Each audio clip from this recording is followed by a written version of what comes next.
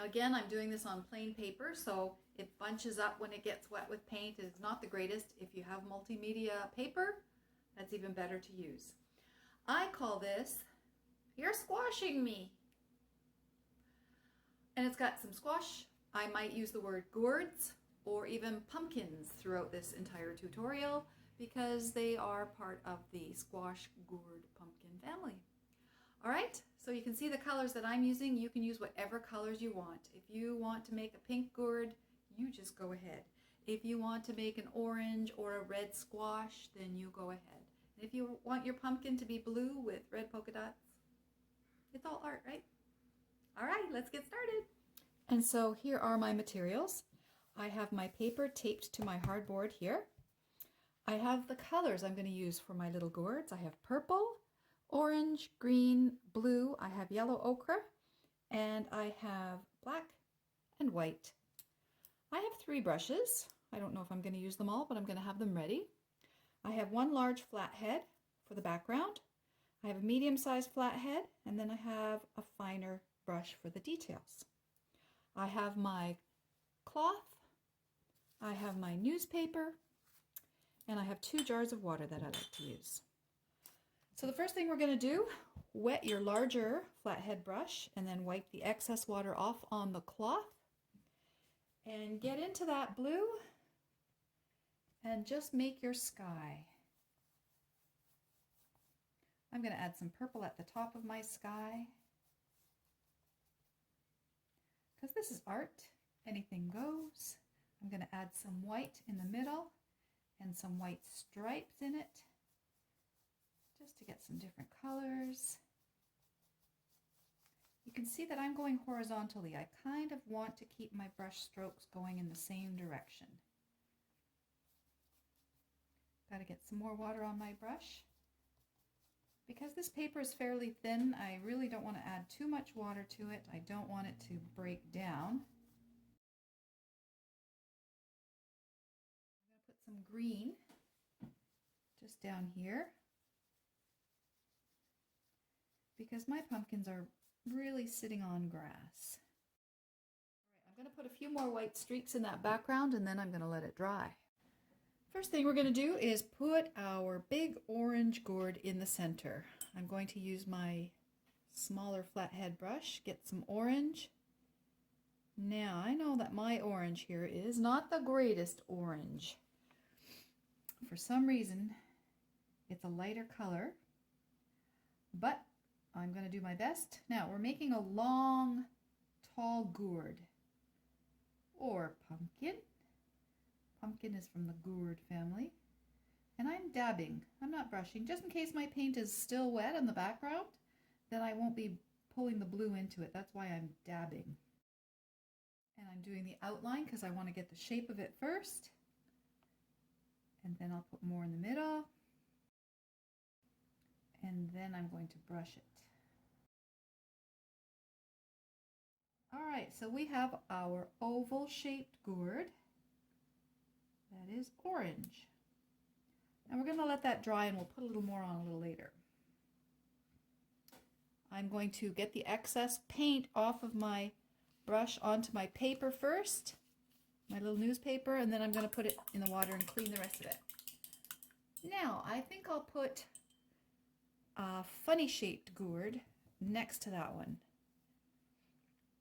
Purple, let's do purple. And it's going to be smaller on top. It's going to look like an 8, kind of. Smaller on top and then fatter on the bottom. All right, that's a nice color. Again, brush the excess paint off on the newspaper that you have or the towel, paper towel, and then in the water. And then dry it a bit on your towel. Let's put, you know what? I think we need some other colors. Let's put our little green one. Now let's do another kind of gourd. Maybe like this one, only we'll make this one skinnier at the top. I'm going to make one using my ochre ochre. Ochre. I always confuse that. Okra is a plant you can eat. Vegetable, I mean. Ochre is a color. And I'm going to make this one look a little bit more like a regular pumpkin. And let's do one more little one. Maybe we'll make it a light green. So I'm going to put white on first. It's going to be one of those kind of roundish but flatter ones. It almost looks like a giant tomato. And then I'm going to put the green on top.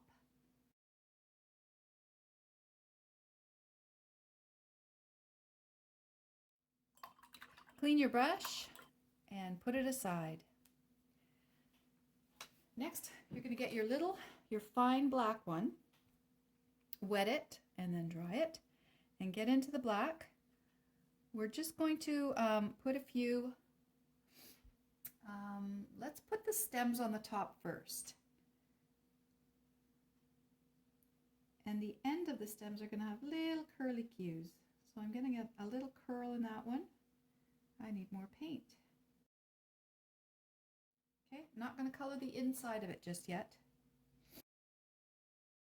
Okay, the one on the top is going to lean over a little. They almost look like little witches' hats. Remember, when you want to get that fine point on your brush, you have to roll it. I am rolling, rolling, rolling. I don't want a lot of paint on the brush itself. I'd rather have it at the very tip. That's how you can get the fine stuff.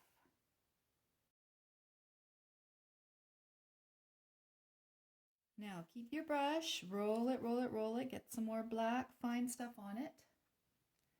We are going to put some, maybe we'll put the little curlies on later. Right now I would like to do the shadows under our gourds. Just with a little line right under each of the gourds. And then just spread it out a bit and put a black line between them and in the middle of them, because it's shadows, right? It's darker where they're sitting. Maybe the sunlight is coming from the other side.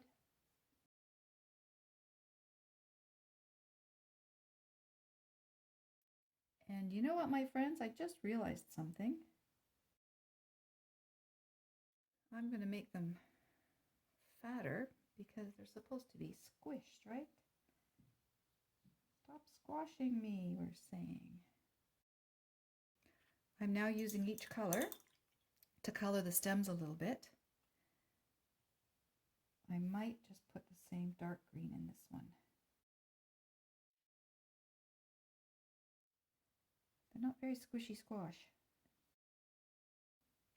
I'm going to put a bit of orange on this ochre squash as well. I'm going back into the black and doing my stems again. And this time I'm wanting them to blend in with the color I just put on them. Now I'm going to do the black again. Keep it nice and pointy and fine. Oops, what is that? I have a little fuzzball at the end of mine. That's not good. Put the black on and we are going to outline all of our squash. Try to keep it thin. Don't worry if it's too thick. If this feels like it's too finicky for you, you don't want to make things so tight, use a fine liner. It's so nice and easy. I'm going to put the lines in here to make it look like it's a chubby pumpkin.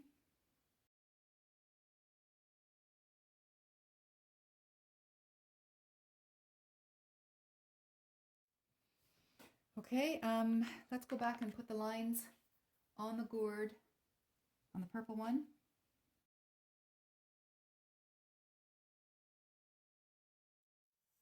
Funny, colorful, comical gourds make me think of something that they would eat in Whoville, in a Dr. Seuss story.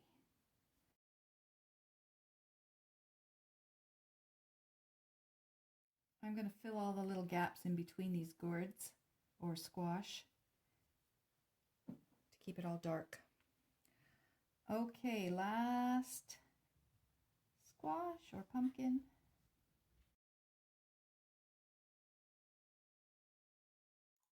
I want to go in and add a little bit more color. I'm going to start with my orange because that was the first color I did and it's probably nice and dry. And I'm going to just put some orange in between the black lines. I don't want to smudge them a whole lot. And I'm going to put some of that orange on my yellowish squash over here. And it almost looks like this pumpkin is just kind of changing colors, right?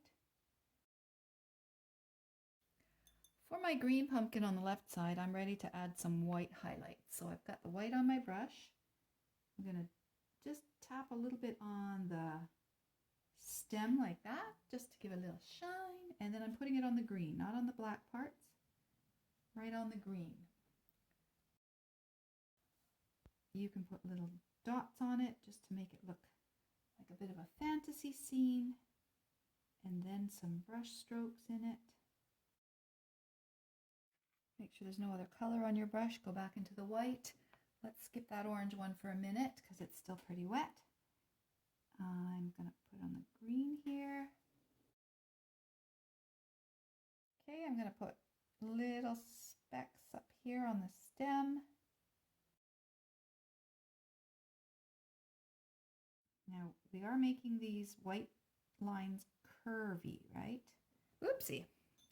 Look what I did. I took that white line right off of my pumpkin. So first I'm wetting my brush, drying it, and I'm going to pull the white off because it's pretty wet still. And then I'll just take a bit of black and go over that little bit here.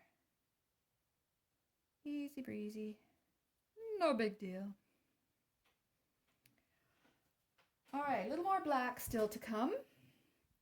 I may just want to put a little bit more in here, maybe around here, especially at the top where the stem is. I like it to look really black.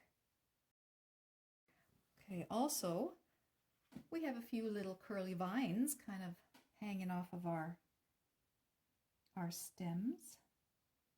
So I'm just going to put a few curly cues. They are harder to do with a paintbrush.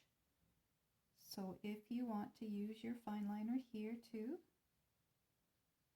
go for it.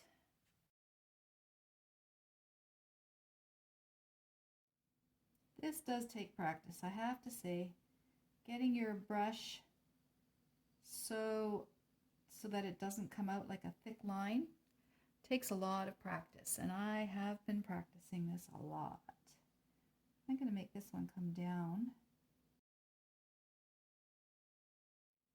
Okay, a few more curly cues and we are finished. I'm going to try just one with a little felt and see how different it is. How much easier. Oh yeah, so much easier.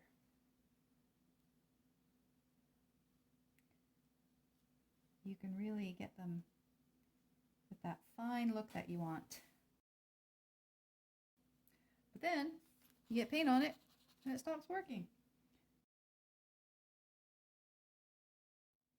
All right, so last thing, let's look back, step back, have a look, say, what else do we need? You know what? We need some more white dots on some of these squash. And especially this guy over here. He is dotless and spotless. All right. And just for the fun of it, let's just put them here and there and everywhere because they're kind of pretty.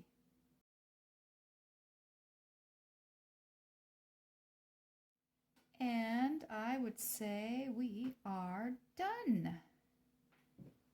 I could just keep dotting all day. But then, how would I eat? Okay, my friends, there we are. Our gourds, our squash, our pumpkins. Stop squashing me. Thanks for watching. I hope you enjoyed it. Do some more if you'd like. And if you want to do some different ones, check out my YouTube channel, Yela Productions. Bye.